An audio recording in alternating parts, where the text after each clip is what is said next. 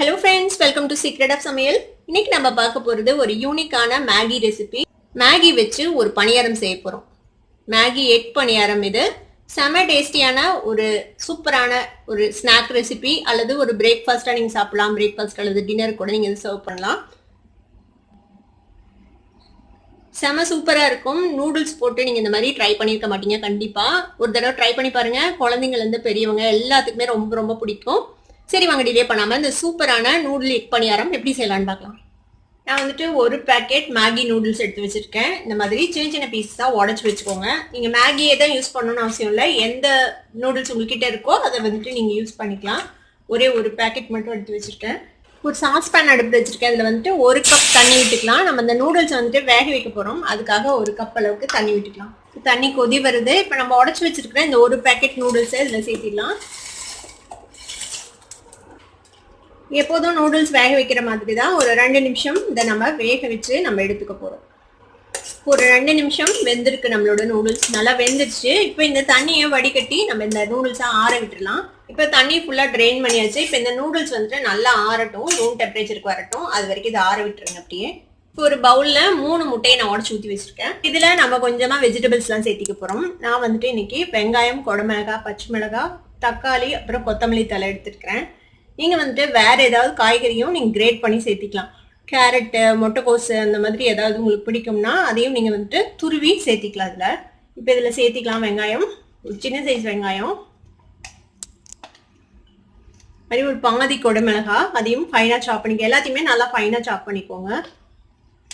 பச்சை மிளகாய் குழந்தைங்களுக்கு கொடுக்குறீங்கன்னா பச்சை மிளகாய் நீங்கள் டோட்டலாக அவாய்ட் பண்ணிடலாம். நான் வந்துட்டு 2 பச்சை மிளகாய் இந்த மாதிரி பொடியாக நறுக்கி போடுறேன். தக்காளி அதே மாதிரி ஃபைனாக சாப் பண்ணி ஒரு சின்ன சைஸ் தக்காளி அதையும் சேர்த்திக்கலாம். கொத்தமல்லி தலையும் அதோட சேர்த்திடுங்க. இதில் கொஞ்சமாக மிளகாய் பொடி சேர்த்திக்கலாம். ஒரு 1/4 டீஸ்பூன் சேர்த்துறேன். கரம் மசாலா பொடி ஒரு 1/4 டீஸ்பூன் சேர்த்திக்கலாம். பெப்பர் பவுடர் ஒரு 1/4 டீஸ்பூன். இப்போ இந்த மேகி மசாலா பேக்கெட் இருக்குல்ல, இந்த மசாலாவையும் இதில் சேர்த்திக்க போகிறோம். நம்ம இந்த மசாலா மேக்கரையும் இதில் சேர்த்திடலாம்.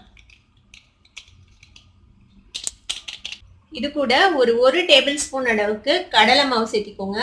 இது வந்துட்டு ஒரு பைண்டிங் கொடுக்கும் இந்த முட்டைக்கு, அந்த நூடுல்ஸ்க்கெல்லாம் சேர்த்தி. நீங்கள் வெஜிடேரியனாக இருந்தீங்கன்னா இந்த முட்டையை அவாய்ட் பண்ணிட்டு அதுக்கு பதிலாக கடலை மாவு போட்டு இதே ப்ரிப்ரேஷன் நீங்கள் செய்யலாம். அதுவும் சூப்பராக இருக்கும். ஆனால் அதில் வந்துட்டு கொஞ்சமாக உங்களுக்கு பேக்கிங் பவுடர் இல்லைன்னா சோடா கொஞ்சமாக சேர்த்திக்கணும். அப்போ தான் உங்களுக்கு புஸ் புஸ்ன்னு வரும், இல்லைன்னா நல்லா வராது. இதுக்கு தேவையான அளவுக்கு உப்பு சேர்த்திக்கலாம். இதில் அந்த நூடுல்ஸும் நம்ம சேர்த்து போகிறோம், அதுக்கும் சேர்த்தி உப்பு சேர்த்திக்கணும்.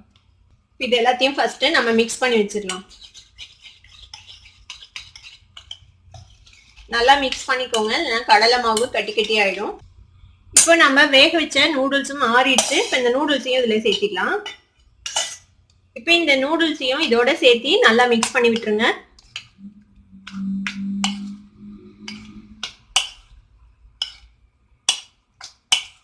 இந்த மாதிரி மிக்ஸ் பண்ணி வச்சாச்சு.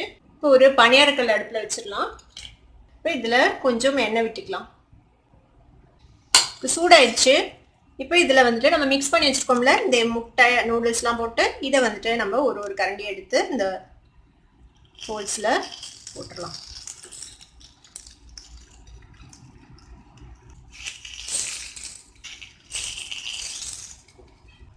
இந்த மாதிரி ஊற்றிட்டு மேலே லைட்டாக நம்ம எண்ணெய் விட்டுக்கலாம். சும்மா ஒரு ட்ராப் மட்டும் விடுங்க போதும். இதை மூடி போட்டு மூடி வச்சு நம்ம லோ ஃப்ளேமில் அப்படியே வேக விடலாம்.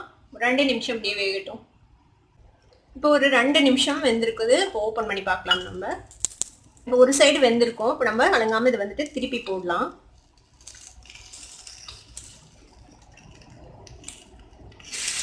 பாருங்க, சூப்பராக வெந்துருச்சு ஒரு சைடு. இப்போ அடுத்த சைடும் அதே மாதிரி வேகணும். இப்போ நம்ம திருப்பி போட்டுடலாம். அந்த மாதிரி இது மாதிரி எல்லாத்தையும் நம்ம திருப்பி போட்டுடலாம்.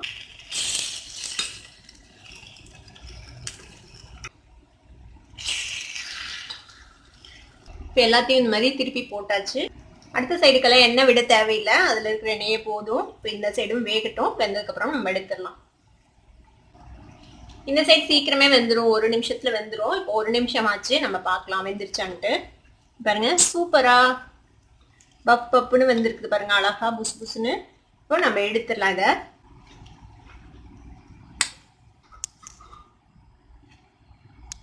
செம சூப்பரான நூடுல் எக் பணியாரம் ரெடி ஆயிடுச்சு. ஜஸ்ட் சுட சுட சாப்பிட வேண்டியதுதான். இந்த மாதிரி டொமேட்டோ சாஸோட சர்வ் பண்ணுங்க. ரொம்ப ரொம்ப சூப்பரா இருக்கும். குழந்தைங்களுக்கு சொல்லவே வேணாம், ரொம்ப பிடிக்கும். இந்த சூப்பரான நூடுல்ஸ் எக் பணியாரத்தை நீங்களும் ட்ரை பண்ணி பாருங்க. ட்ரை பண்ணி பார்த்துட்டு எப்படி இருந்தது அப்படின்னு கமெண்ட்ஸ்ல ஃபீட்பேக் கொடுங்க. இந்த வீடியோ உங்களுக்கு பிடிச்சிருந்ததுன்னா சப்ஸ்கிரைப் பண்ணுங்க, பக்கத்துல இருக்க பெல் ஐகானை கிளிக் பண்ணுங்க. அப்பதான் என்னோட நோட்டிபிகேஷன்ஸ் உடனே உங்களுக்கு வந்து சேரும். லைக் பண்ணுங்க, ஷேர் பண்ணுங்க. தேங்க்யூ ஃபார் வாட்சிங் வீடியோ வியூவர்ஸ். Bye bye.